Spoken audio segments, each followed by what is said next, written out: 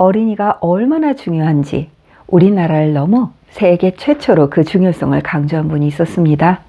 오늘은 대한민국의 독립유공자이자 어린이 인권운동가로 활동하셨던 소파 방정환 선생님에 대해 말씀드리겠습니다.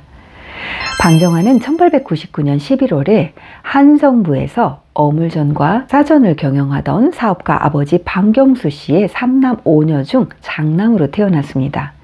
양반은 아니었어도 경제적으로는 아주 풍부한 소위 금수저 부잣집에서 태어난 거죠.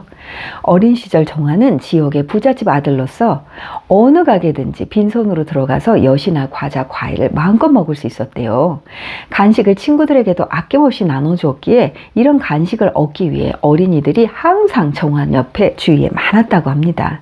그 덕에 방정환은 동네 아이들 사이에서 골목대장으로 통했는데요. 부모님은 정환에게 많은 사랑을 주었고 정환이를 많이 존중해 주었던 것으로 보입니다. 방정환의 타고난 특성 중 가장 대표적인 특징은 배움에 대한 높은 호기심입니다.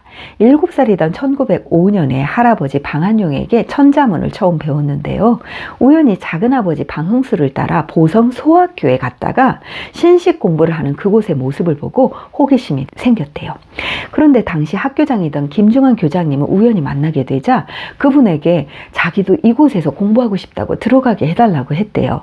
7살 어린이가 정말 제법이죠. 저 이 학교 다니고 싶어요 라고 하자 교장 선생님이 이 학교는 신식 공부를 하는 곳이라서 네가 이곳에 다니고 싶으면 먼저 댕기도 자르고 머리도 짧게 깎아야 된다고 하셨대요.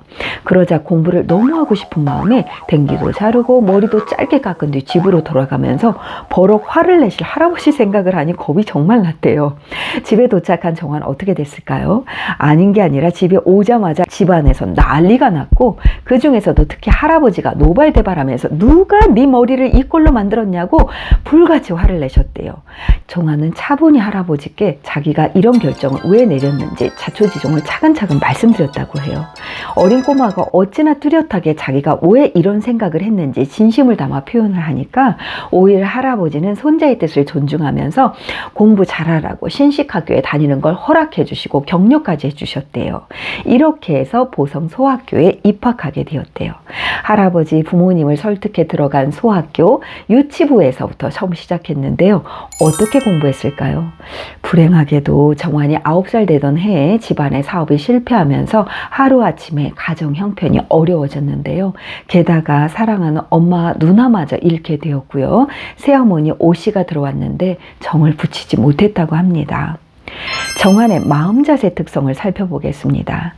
정환은 좋아하는 것, 잘하는 것 위주로 깊이 파는 특성이 있었습니다. 꿈에 그리던 신식 공부를 하게 돼서 신났다고 해놓고는 막상 학교에 들어가서는 적응을 잘 못했다고 합니다. 이런 모습을 보면 보통의 많은 학생들과 크게 다르지 않죠? 여러분이 만일 학교에서 잘 적응하지 못하면 어떻게 할 것 같으세요? 싫으니까, 어려우니까 그냥 아무것도 안 하고 포기할 건가요? 정환은 어려서부터 천성적으로 이야기하는 걸 좋아했대요. 그래서 그는 바로 자기가 좋아하는 것을 더욱 깊이 팠는데 당시에 그림 그리기와 글짓기에 깊이 몰두했다고 기록이 되어 있습니다. 그 증거로 1908년 불과 10살의 나이에 소학생으로 소년 입지회를 조직해서 동아구연 토론회, 연설회 등을 활동을 했다고 해요. 모든 과목의 공부를 다 잘하지는 못했어도 내가 좋아하고 잘하는 분야를 매일 깊이 파고들다 보면 어떤 현상이 나타날까요? 소년 입지회처럼 매일 모여서 동화를 들려주고 토론하고 연설하다 보니 보통 학생들보다 글도 말도 훨씬 잘하게 됐지요.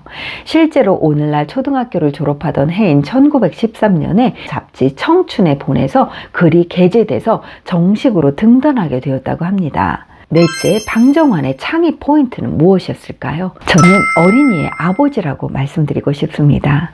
이렇게 성장한 방정환은 이후 어떻게 자신만의 고유한 창의적 업적을 이루어갔을까요? 1919년 손병희를 도와 3.1운동에 참가했으며 기미 독립선언서를 인쇄하다가 일본 경찰이 들이닥치자 등사기를 급히 우물 속에 던져 숨겨서 다행히 위기를 벗어났대요. 그래도 감옥에 끌려갔는데 그곳에서도 얼마나 얼마나 말재간이 좋았는지 동화를 들려주는데 많은 사람들이 감동을 해서 정치적으로는 신념이 달라도 방정환을 존경하게 되었다고 합니다. 이때부터 방정환은 위험인물로 분류되었는데요. 1921년 김기전과 함께 서울에서 천도교 소년회를 만들었고 더 전국 순회 강연을 통해 뛰어난 이야기꾼으로서 활약을 하셨대요. 강연 내용은 어린이들을 위해 그들의 인격을 존중해 주자라는 것이었습니다. 지금은 5월 5일을 어린이날로 정해 어린이들의 소중함을 온 나라가 기억하지만 여러분 아세요? 1920년 전까지도 우리나라에는 어린이라는 말이 없었어요. 그럼 어떻게 불렀냐고요? 애 녀석, 아해놈, 어린놈, 딸년, 아들놈 이렇게 험하게 불렀다고 합니다. 어린이가 얼마나 귀한 존재이기는커녕 귀찮은 존재로 여겼대요. 그래서 우리 민족의 미래의 소망이자 우리를 이끌어갈 주인공이라는 생각으로 어린이들을 귀하게 잘 가르치고 지원해야 한다라고 인권운동을 하기 시작했다고 합니다. 정말 대단했던 거죠. 특히 일제치하에서 조선의 미래는 어린이들에게 달려있으니 그는 어린이에게도 존댓말을 사용하자라는 캠페인을 벌이기도 했다고 합니다. 이런 모습을 보면 아동 인권 존중의 역사는 세계 그 어느 나라보다 우리나라에서 방정환 선생을 통해 먼저 태동되었다고 볼 수 있습니다. 어린이는 어른보다 한 시대 더 새로운 사람입니다. 어린이 뜻을 가볍게 보지 마세요. 싹을 위하는 나무는 잘 커가고 싹을 짓밟는 나무는 죽어버립니다. 이에 1922년 4월 각 소년단체, 신문사 등이 모여 논의해서 어린이날은 새싹이 돋아난다는 의미로 5월 1일을 어린이날로 정하고 그해 천도교 소년회에서 5월 1일을 어린이날로 선포하였다고 합니다. 이듬해 3월 16일 소파 방정환을 비롯해서 일본 유학생들이 색동회를 발족했대요. 색동회는 반달이라는 동요의 작곡, 작사가로 유명한 윤구강 선생이 처음으로 제안했는데요. 색동은 어린아이들의 저고리에 사용되는 소매감을 의미합니다. 이렇게 시작된 색동회에 의해 한국 최초의 순수 아동 잡지인 어린이가 창간되었는데요.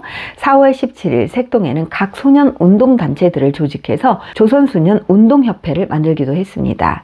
이렇게 1923년에 만들어진 최초의 어린이 잡지인 월간 어린이는 매년 10만 부씩 판매되는 등 사상 유례없는 인기를 누렸고 이원수, 마혜송 등 아동문학가들이 이름을 알리는 장이 되어 한국 아동문학계에 큰 기여를 하게 되었다고 합니다. 잡지 어린이에는 읽을 거리뿐만 아니라 다양한 컨텐츠가 실렸는데요. 그 중에는 보드게임도 있었다고 합니다. 1930년 2월호 어린이 부록으로 실린 어린이 대운동회 말판 등을 보면 방정환이 얼마나 어린이에 대해 사랑과 그 관심이 진심이었는지 알 수 있습니다. 안타깝게도 방정환 선생은 이듬해인 1931년 향년 33살의 나이로 돌아가셨습니다. 수많은 필명을 가졌던 방정환 선생님이시지만 본인의 호를 소파라고 지으셨대요.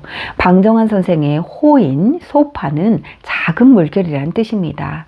여기에서의 잣물결이란 자잘자잘하게 이는 물결을 말하는데요. 돌아가시기 며칠 전에 소파 방정환 선생은 부인에게 이렇게 말씀하셨대요. 부인, 내 호가 왜 소파인지 아시오. 나는 여태 어린이들 가슴에 잣물결을 일으키는 일을 했소. 이 물결은 날이 갈수록 커질 것이요. 뒷날에 큰 물결, 즉 대파가 되어 출렁일 터이니 부인은 오래오래 살아서 그 물결을 꼭 지켜봐 주시오. 라고 했다고 합니다. 사람이 모든 것을 다 잘하기는 어렵죠. 혹시 학교 공부가 또 어렵거나 흥미가 없을 때는 아예 포기하기보다는 방정환 선생처럼 내가 좋아하는 잘할 수 있는 것을 찾아보세요. 방정환 선생은 말과 글, 특히 우리나라의 후대인 어린이들이 얼마나 중요한 존재인지를 많은 사람에게 알리고 그들이 건강하게 자랄 수 있도록 돕는 삶을, 그 가르침을 남기셨습니다. 저도 방정환 선생을 보면서 많은 깨달음을 얻는데요. 저는 세상에 많은 사람이 자기가 좋아하는 일, 잘하는 일, 달란트를 찾을 수 있도록 다중지능 검사를 통해 교육 전문가와 선생님들을 돕는 전문가로 살아갈 예정입니다. 여러분도 우리가 좋아하는 잘하는 것을 통해 세상에 귀한 메시지를 남기는 그런 멋진 사람이 되시면 좋겠습니다. 사람책 모델학교와 함께 해주셔서 감사합니다.